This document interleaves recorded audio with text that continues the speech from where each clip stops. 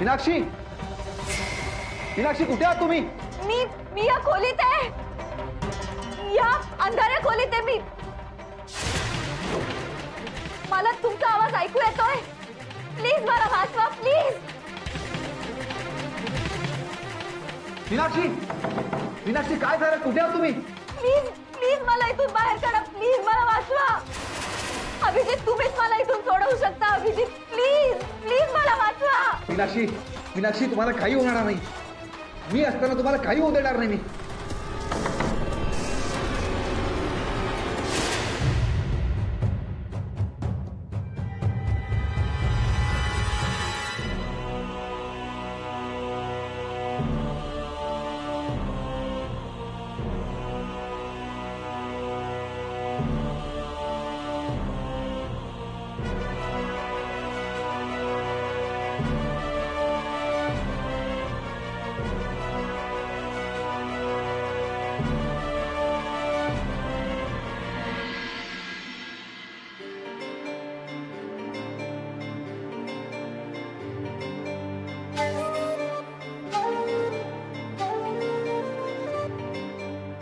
आई, काय रे? तुझ्याशी जरा महत्वाचं बोलायचं होतं. बस.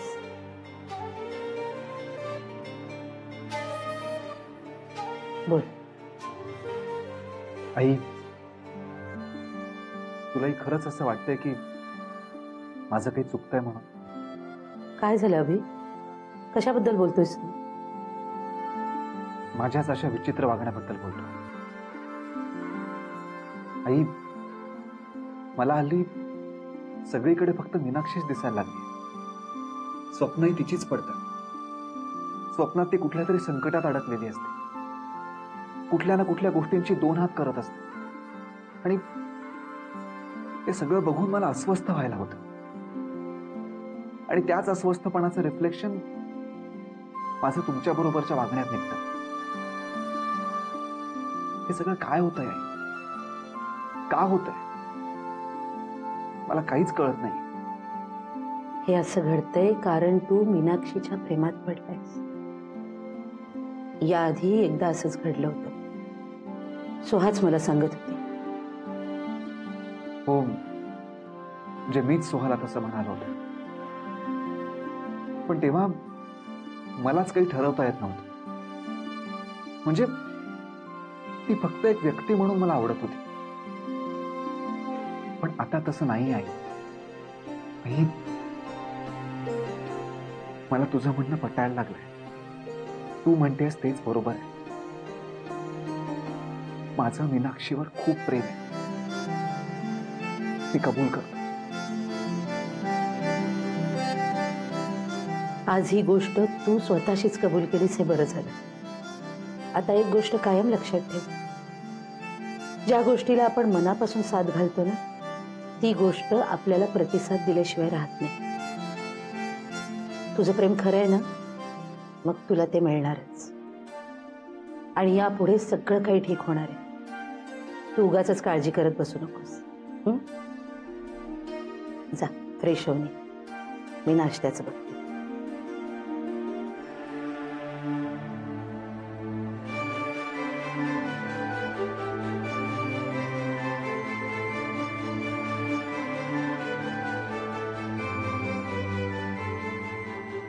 देवा, माझ्या आधीच्या डोक्यातलं त्या पोरीचं भूत उतरू दे. अरे त्याच्या भविष्याचा प्रश्न आहे म्हणून सगळं काही माझ्या मनासारखं होऊ दे बघ. आणि हे कंबर दुखीचं एक तू माझ्या मागे लावून दिलेस दुखणं. माझ्या आभीचं आयुष्य सगळं मार्गी लागेपर्यंत त्याला तेवढा आराम पडू दे बघ. हं, एवढं कर बाबा आता. आई ग, आई आई आई आई आई. वंसा पुन्हा त्रास होतोय का तुम्हाला? हो ना, म्हणजे कंबर एवढे दुखत नाहीये, पण रात्रभर डोळ्याला डोळा नाही बघ. जरा झोप लागली ना ती चित्र विचित्र स्वप्न पडायची. आणि सकाळपासून ना कसं तरीच होतंय मला. वंसा एवढा त्रास होत होता मग सांगायचं नाही का? थांबा, मी सोहायला बोलवते. अगं राहू देत, कशाला तिला उगाच त्रास. एक तर रात्रभर पोर अभ्यास करत बसली होती. अहो त्रास कसला? परक्यांचा करते का? थांबा, आपण तिला बीपी बघायला सांगूया. वहिनी, अगं थोडी विश्रांती घेतली ना की बरं वाटेल मला. राहू देत. थोडी मदत कर जरा मला उठायला. उठा तुम्ही, सावकाश सावकाश.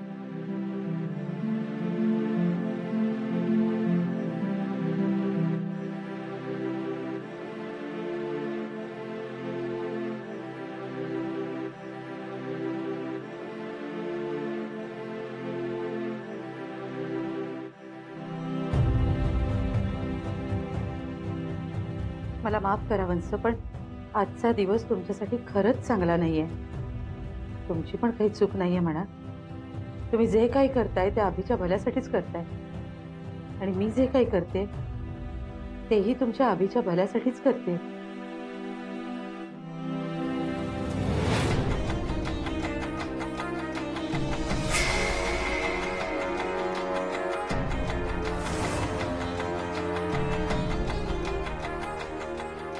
आज मी इथे येण्याचं कारण वंस आहेत ग. त्यांचे हाल ना मला पाहवत नाहीयेत. काय झालं त्यांना? त्यांची कंबरदुखी पुन्हा सुरू झाली आहे. म्हणजे सगळे उपचार करून झालेत, पण थांबायचं नावच नाही घेत. रात्रभर फक्त या कुशीवरून त्या कुशीवर तळमळत असतात. याआधी फक्त तुझ्या हाताने आराम पडला होता त्यांना. तू जरा घरी येऊन त्यांची कंबर शेकून देशील? खरं तर मला या घरापासून दूर जायचं होतं, कायमच.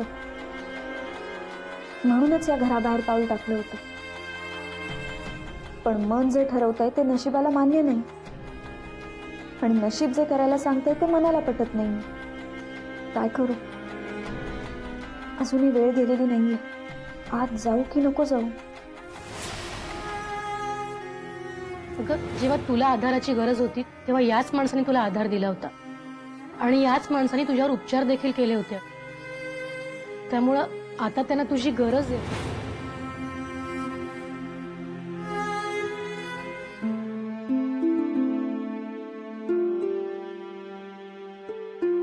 आजकाल मीनाक्षीचा विचार मनात आला की डोकं अगदी गरगरायलाच लागतं. त्यांची भेट होते ती फक्त स्वप्नात, ती पण अशी त्रासदायक. आता जोपर्यंत प्रत्यक्ष भेट होत नाही तोपर्यंत मनाला शांती मिळणार.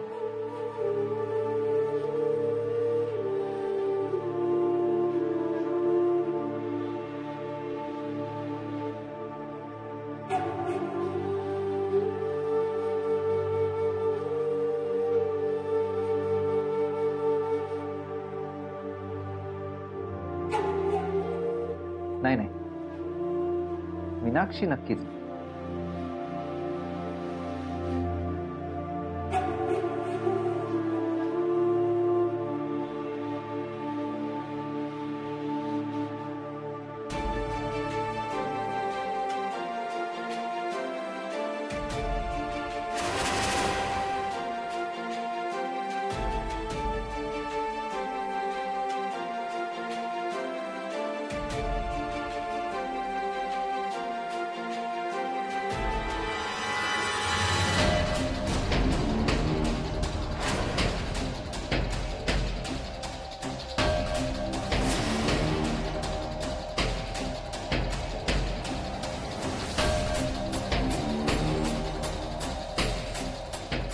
काय ग,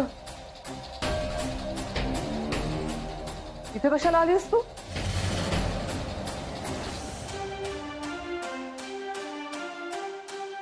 अगं काय विचारतीये मी?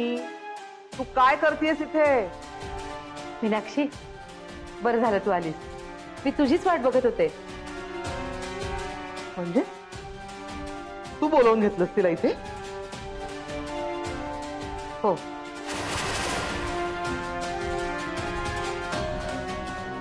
कशाला? मला तुमचं कमरेचं दुखणं पाहवत नव्हतं, म्हणून तुम्हाला शेक द्यायला मी हिला बोलावून घेतलंय. काही गरज नाहीये. मी काही कोणाच्या हातून शेक पीक घेणार नाहीये. आहे ते बरं दुखणं माझं. अगं, असं काय करतेस आत्याई? तुला शेक दिल्यावर बरं वाटतंय सगळ्यांना माहितीये, आणि म्हणून आईने खास तुझ्यासाठी तिला इथे बोलावलंय. आणि तू असं म्हणतेस आता? वंस, मी म्हणते म्हणून नाही, पण तुम्ही स्वतः आठवून पहा. मीनाक्षीने तुम्हाला शेक दिल्यानंतर जसा आराम मिळाला होता तसा याआधी मिळाला होता का कधी? नक्कीच नाही. म्हणजे आत्याहीच असं एकदा म्हणाल्याचं मला आठवतंय. नाही, तुम्ही म्हणता ते सगळं बरोबर आहे, पण कशाला आपल्यामुळे तिला उगाच त्रास, नाही का? जा बाई जा, हं? तुझी कामं करून घे, जा. अहो पण तिला कुठे नोकरीला जायचंय बंस? त्या बिचारीकडे काही काम नाही म्हणून मी तिला बोलून घेतलंय. आणि आपल्या घरातल्यांपैकीच एक म्हणून नाही तर एक नर्स म्हणून ती तुम्हाला शेक देणार आहे. आणि उपचारांची आपल्याला जशी गरज आहे तशी तिला पण कामाची गरज आहे ना. आणि या कामाचे आपण तिला पैसे देणार आहोत. तुमचा काय प्रॉब्लेम आहे तो सांगा ना तुम्ही. That's a good deal. म्हणजे बघ ना, तिला काम पण मिळेल आणि तुला बरंही वाटेल. आता सुद्धा फक्त वाद घालायचा म्हणून तू तुझ्या कमरेचं दुखणं जाणवू देत नाहीये, पण मला माहितीये रूम मधून बाहेर पडताना किती कळवळत होतीस तू.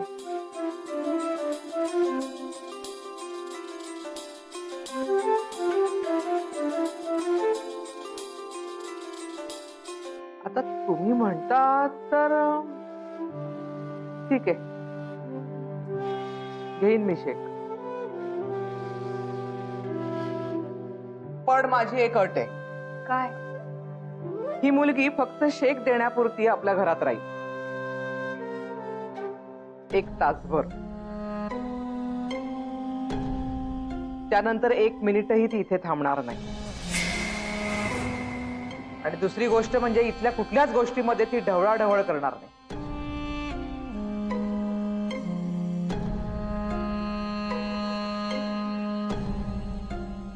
जाग, कामाला लाग जा.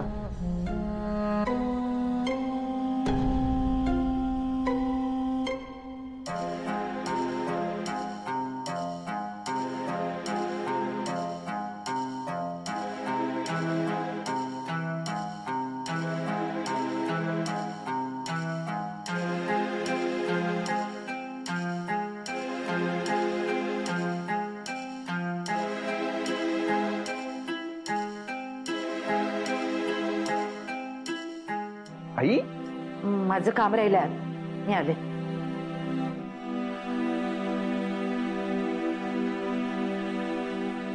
बोला, मी काय मदत करू?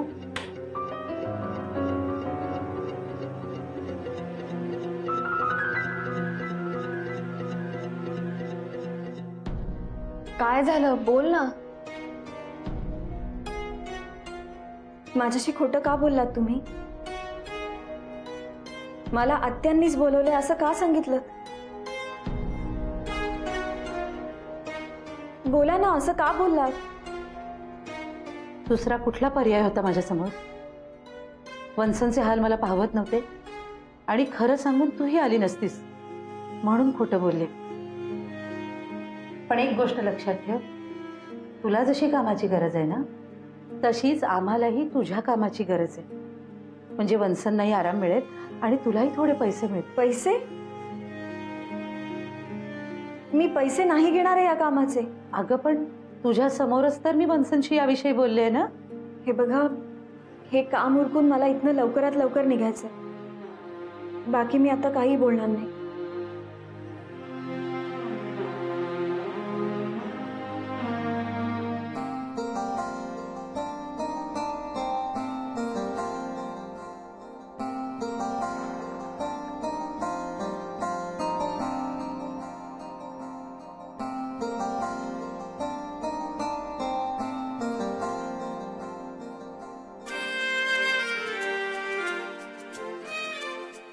काय रे, कसला एवढा विचार करतोय?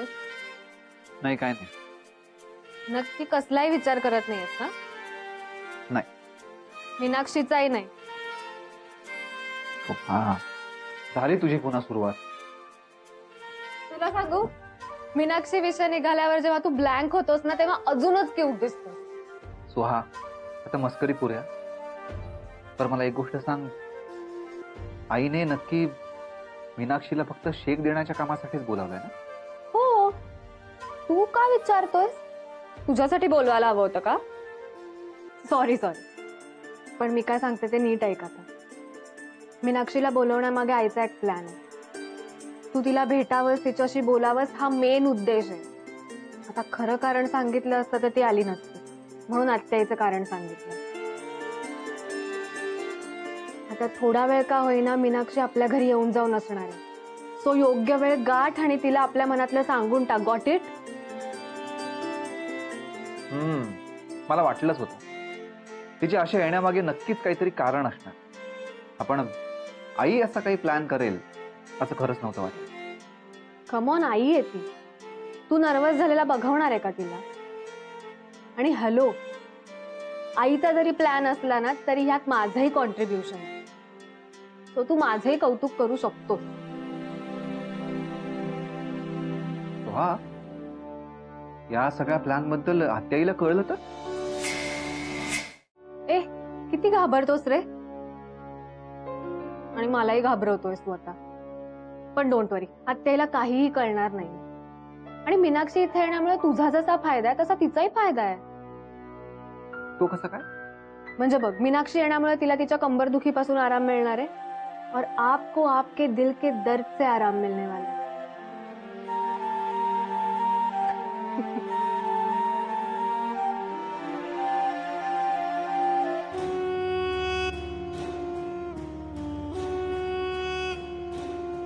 तुम्ही सांगितलेलं माझ्या लक्षात आहे.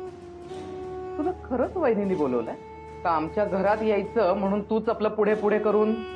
नाही अहो, त्यांनीच मला बोलावलं. आई म्हणाला तुमची कंबर दुखी. कोण आई? हा, कोण आई? वहिनीला बाहेरची सगळी लोक बाई किंवा मॅडम म्हणतात, समजलं ना? तू सुद्धा तेच म्हणायचंय, आई. तुम्ही पडता का? म्हणजे मला कंबर शेकता येईल.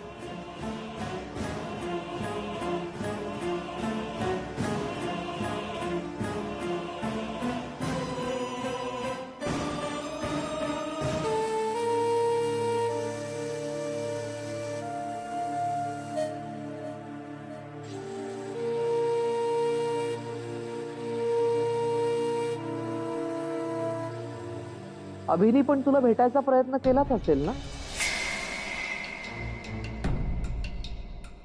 तू काही बोलली नाही तरी अभिच्या बाबतीत माझा अंदाज चुकायचा नाही. काय ग, मी तुझ्याकडे येऊन गेले हे कोणाला बोलली नाहीयेस ना? नाही.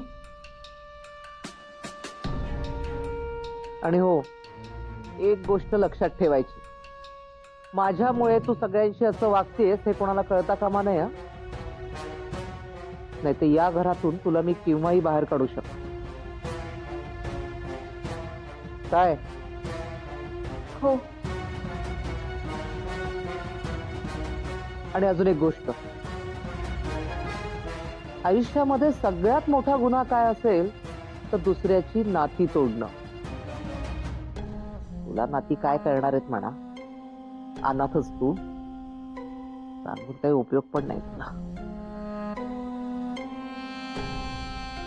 मी नाही असं कधी होऊ देणार. व्हायलाच नकोय, नाहीतर गाठ माझ्याशी, लक्षात ठेव.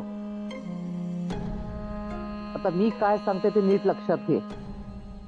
काम झालं की चप्पल घालायची आणि मुकाट्याने निघून जायचं. या घरात रेंगाळायचं नाही जास्त. मी काय म्हणते समजतंय ना? कोणाशी काही बोलत बसलीस ना तर मी खपवून घेणार नाही, सांगून ठेवते.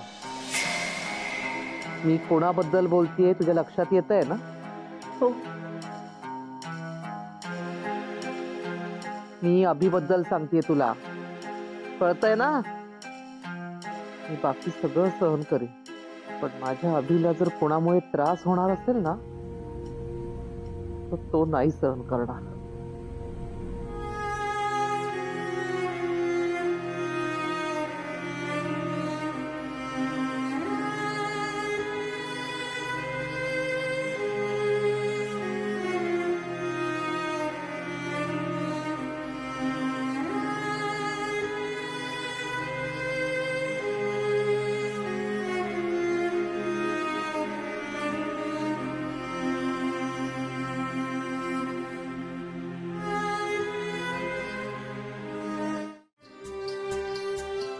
आई, फायनली फायनली आपला प्लॅन सक्सेसफुल झालाय.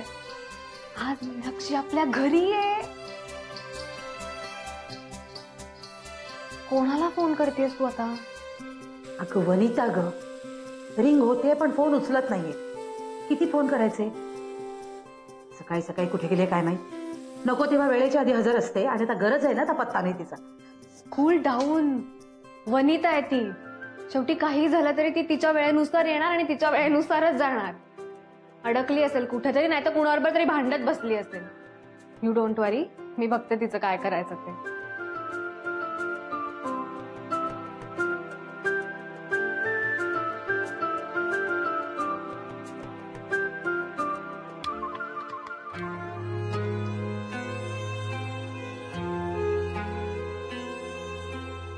तुम्ही अगदी बरोबर आहात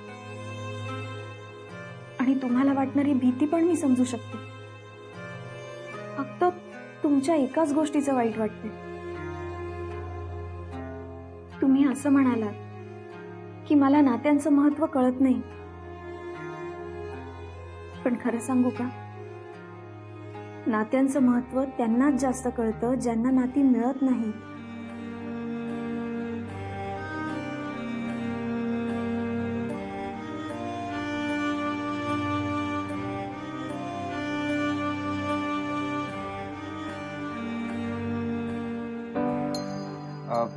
काही नाही, जरा आत्याईशी बोलायचं होतं म्हणून आलो होतो. त्या झोपलेत. हो का? अरे हो, तुमच्या हातून शेक घेतल्यावर ती लगेच झोपते हे लक्षातच नव्हतं माझ्या.